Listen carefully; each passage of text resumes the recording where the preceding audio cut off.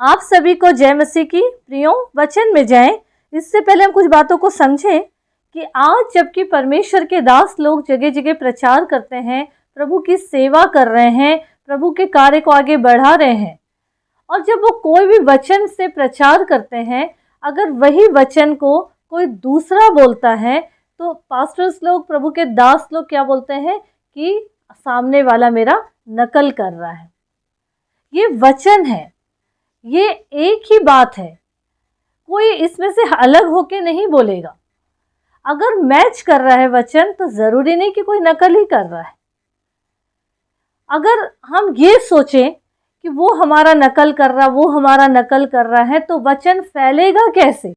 जब एक प्रभु का दास या एक प्रभु के जन, एक विश्वासी दूसरे विश्वासी को आगे बढ़ने नहीं देगा, उसे वहीं पे परेशान करके रखेंगे या उनको बदनाम करते रहेंगे, तो आगे कैसे बढ़ेंगे? उनका प्रचार यही तो होता है ना कि प्रभु के राज की उन्नति, प्रभु के राज की बढ़ोतरी। अगर बढ़ोतरी का प्रचार किया जा रहा है तो बढ़ने भी दे। आज अगर कोई वचन मैच कर रहा है तो होने दो ना, प्रचार तो बढ़ रहा ना। लेकिन आज ऐसा नहीं है। आज प्रचारक लोग, आज प्रभु के लोग कान लगा के रखते हैं कि हमने जैसे बोले हैं वो दूसरा भी वो बोल रहा है क्या। ऐसा करने के बजाय, दूसरों पे लांछन लगाने के बजाय आगे बढ़ते जाएं, प्रभु की सेवा को फैलाएं। कई ऐसे प्रभु के दास हैं जो ये बोलते हैं कि जो चीज हम सिखा रहे हैं उसको आगे बढ़ाइए। वचन में से हम देखें तिमोथी उसका 2 अध्याय, उसका पहले पद से अगर हम पढ़ेंगे, इसलिए हे मेरे पुत्र, तू उस अनुग्रह से जो मसीह यीशु में है बलवंत हो जा, और जो बातें तूने बहुत से गवाहों के सामने मुझसे सुनी हैं उन्हें विश्वासी मनुष्यों को सौंप दे, जो दूसरों को भी सिखाने के योग्य हो। प्रियो, यहाँ पे हमको ये समझना है पौलुस तिमोथियुस से क्या बोल रहे हैं। जो कुछ तूने गवाहों के सामने, लोगों के सामने मुझसे सुना है, सीखा है, उन सब बातों को, उन सब वचनों को जो परमेश्वर पे, प्रभु यीशु पे विश्वास करते हैं, उनको सौंप दो। और किनको सौंप दो? जो और दूसरों को सिखाएं और आगे बढ़ाएं इन वचनों को, ताकि मसीह यीशु में बलवंत होते चले जाएं, मजबूत होते चले जाएं। एक दूसरे को उठाना है, गिराना नहीं है। यहाँ पे पौलुस तिमोथियुस को आगे बढ़ने, आगे बढ़ाने की बात कर रहे हैं, और आज प्रभु के लोग दबा के रखे हुए हैं। मत्ती रचित सुसमाचार 5 उसका 8 पद में लिखा है, धन्य है वे जिनके मन शुद्ध हैं, क्योंकि वे परमेश्वर को देखेंगे। आज मन के अंदर गंदगी भर के रखे हैं, आज मन के अंदर द्वेष, ईर्ष्या, जलन भर के रखे हैं, और चाहते हैं कि हमको प्रभु से सब कुछ मिले।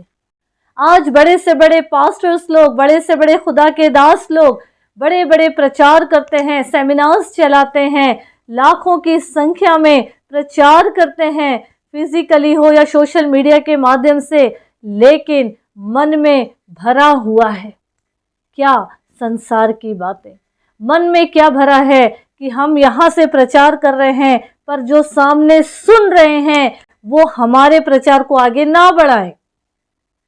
अगर वो आगे बढ़ाते हैं तो वो हमारा नकल करते हैं। प्रियो, अगर हम वचन से देखें, श्रेष्ठ गीत उसका 1 अध्याय 8 पद में लिखा है, हे स्त्रियों में सुंदरी, यदि तू ये ना जानती हो तो भेड़ बकरियों के खुरों के चिन्हों पर चल और चरवाहों के तंबुओं के पास अपनी बकरियों के बच्चों को चरा। यहाँ पर वचन एक दूसरे को उठाने की बात कर रहा है। यहाँ पे वचन आसपास एक दूसरे को ठहरे रहने के लिए, ज्यादा से ज्यादा संगति के लिए, एक दूसरे को परमेश्वर के राज के लिए बढ़ाने के लिए बोल रहा है। और यहाँ पे अगर देखा जाए तो आज प्रभु के लोग इन वचनों के बारे में बात ही नहीं करते हैं। आज प्रभु के लोग वचन में बढ़ने के बजाय, ये बताने के बजाय कि जो सीख रहे हो इसको आगे बढ़ाओ, ये बोलने के बजाय क्या बोलते हैं कि ये लोग नकल करते हैं। कम से कम नकल कर करके या कुछ बोल बोल के, उनका सुन सुन के, सीख सीख कर कम से कम कोई प्रभु की महिमा का वजह तो बन रहा है। कम से कम कोई बाइबल खोल तो रहा है कि सच में ये वचन वही लिखा है। कोई किसी को दबाने के लिए या किसी को दोषारोपण करने के लिए परमेश्वर ने इस दुनिया में नहीं भेजा है। परमेश्वर ने जिस उद्देश्य से इस पृथ्वी में रखे हैं उसी को हमको आगे बढ़ाना है। और वचन कहता है कि गवाहों का बादल जबकि हमको घेरे हुए है, तो हर रोकने उलझाने वाली पाप को, बातों को अलग करके हम आगे बढ़ते जाए।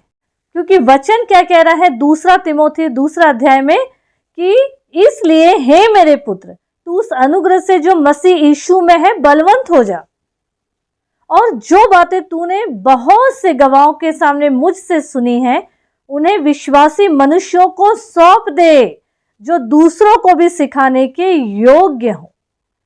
ये ऐसे लोगों के लिए लिखा है, ये लोग सच्चे योद्धा हैं। आत्मिक युद्ध के मैदान में इनको परमेश्वर ने खड़ा किया है अपने योद्धा बनाकर, ताकि अंधकार की शक्तियों से ये युद्ध कर सके, सारे आत्मिक हथियारों के साथ खड़े रह सके। तो इसीलिए अगर प्रभु का राज फैलाना है, आत्मा से, सच्चाई से और आगे बढ़ना है प्रियो, तो हमको हर वो बातों में आगे बढ़ना है जो कि परमेश्वर का कार्य आगे फैलता चला जाए।